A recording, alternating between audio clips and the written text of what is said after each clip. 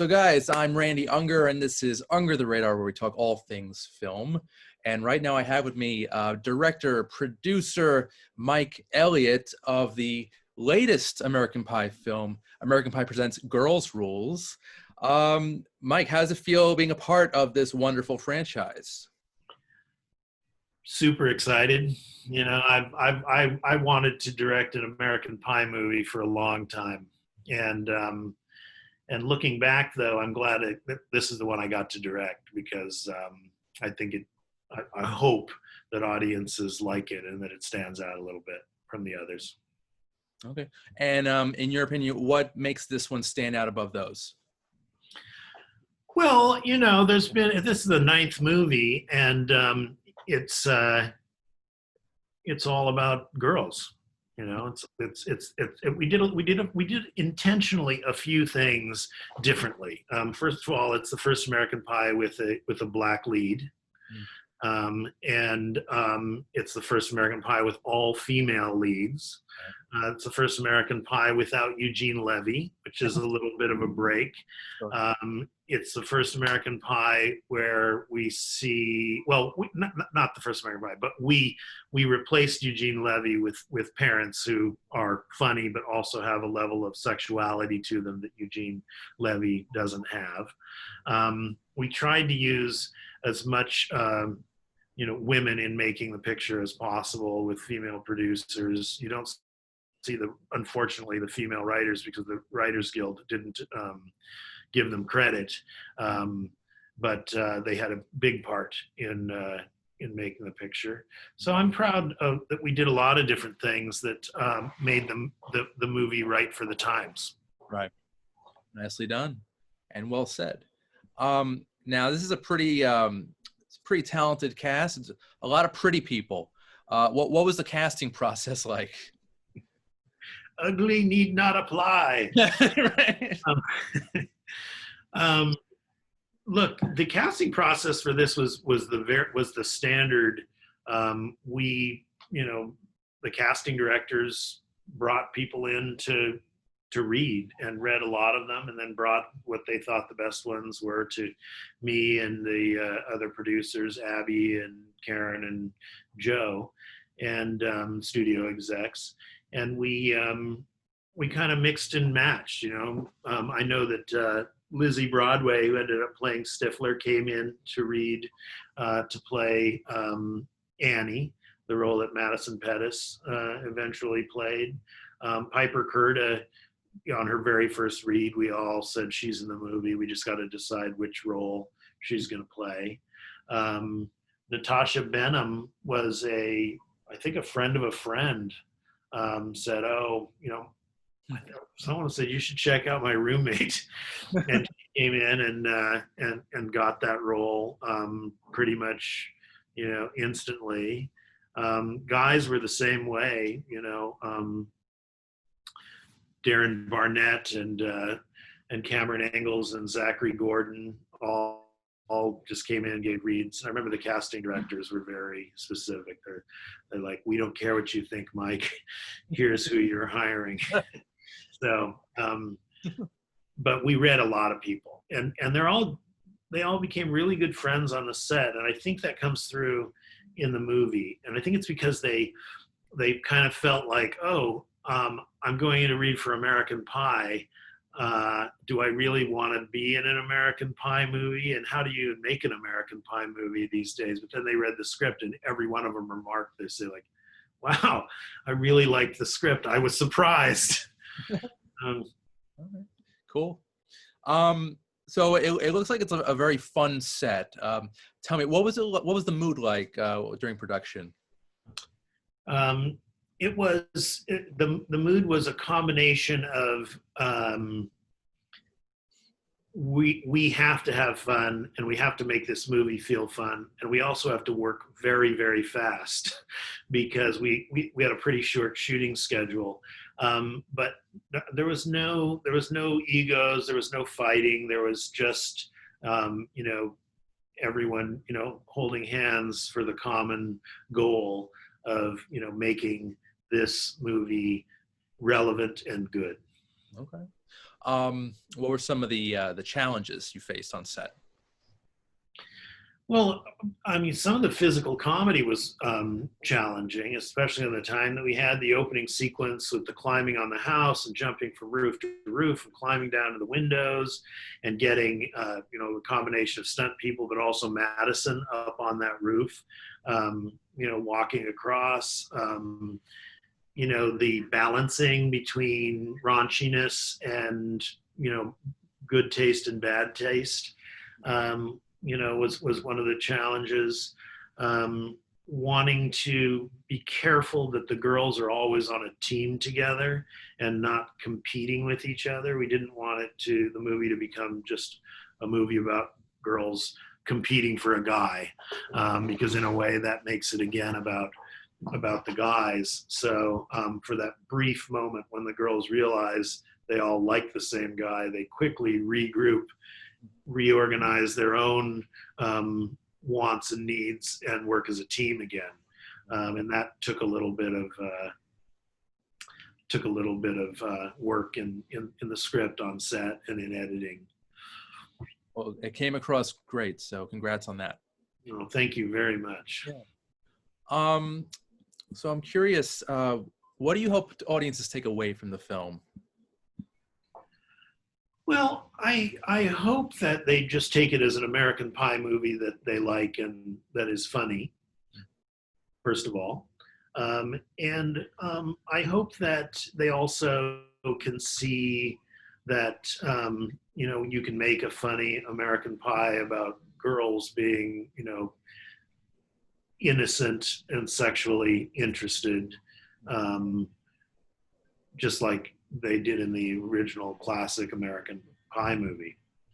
I think it occurs to me that in American Pie, the first movie, all the guys were virgins. But in this American Pie movie, only one of the girls is a virgin, and that's Annie, the lead. I don't know if that's a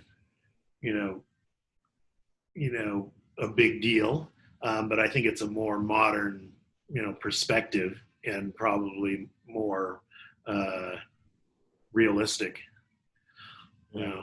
And they're not just ditzy teenagers; they're intelligent young women, and that also comes across really well. So I think I that's a combination of the awesome cast coupled with the script. So I think that was a great combination. Thank you. Yeah, that was. I want to say that was intentional. Good. All right. So you're no stranger to direct-to-video sequels. I'm curious, what is your fascination in that realm? Oh, well, I mean, it's kind of just a business that I got into at the very beginning because I produced what I think was the very first one. And it was very financially successful. It was called Casper, A Spirited Beginning. And because I produced it, people said, "Oh, well, what else can we produce?" And Haim Saban financed that picture, and he's a generous guy, and he helped search out other titles, and they were all successful, and eventually all the studios got in the game because they saw that it was a revenue stream, and I was just kind of at the center of it because I was there at the beginning, and then all the studios had divisions dedicated to making direct-to-video sequels at one point, and they got a little saturated, and they eventually fell off. And Universal is still, Universal, Fox, Disney are really, and Warner's, I guess, are still kind of in that business, but Universal's in it, have dedicated the most to it, and it's very successful for them. They're very smart business people, and they're good creatives there too. Nice. And I'm a huge fan of sequels myself. My favorite movie of all time is actually Ghostbusters 2. In your mind, Mike, what makes a good sequel? Well, I kind of like a sequel that can stand on its own. Probably why you like Ghostbusters too, because if it relies too much and assumes too much love, then it'll rest on its laurels too much, and that's really death for a sequel because the audience smells it very quickly. It's like, oh, okay, you think we love it so much that we're gonna like that? It has to live on its own. Are there some, what are some of your favorite sequels? Some of that you've produced and others?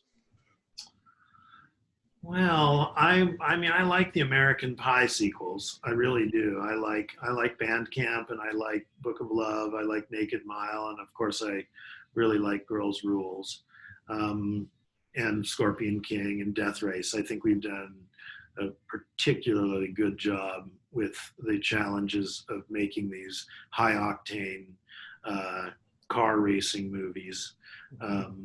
On what would be considered relatively constrained budgets. So I'm pretty proud of those, and I'm proud of the people who directed them. And now, is it difficult to expand upon pre-existing universes? Are you talking in the Death Race movies or in general? In general, like the sequel itself, is it difficult to just expand on a world that we all already know? Yeah, I think so. I think so. Um, we tried to take Scorpion King in a less comedic way on the last one, on Scorpion King, Book of Souls, and I think it was a mistake. So I think the fans prefer the comedy, but there was an idea that maybe we could retool it and make it just much harder. I like the movie. I just think that it could use more comedy. And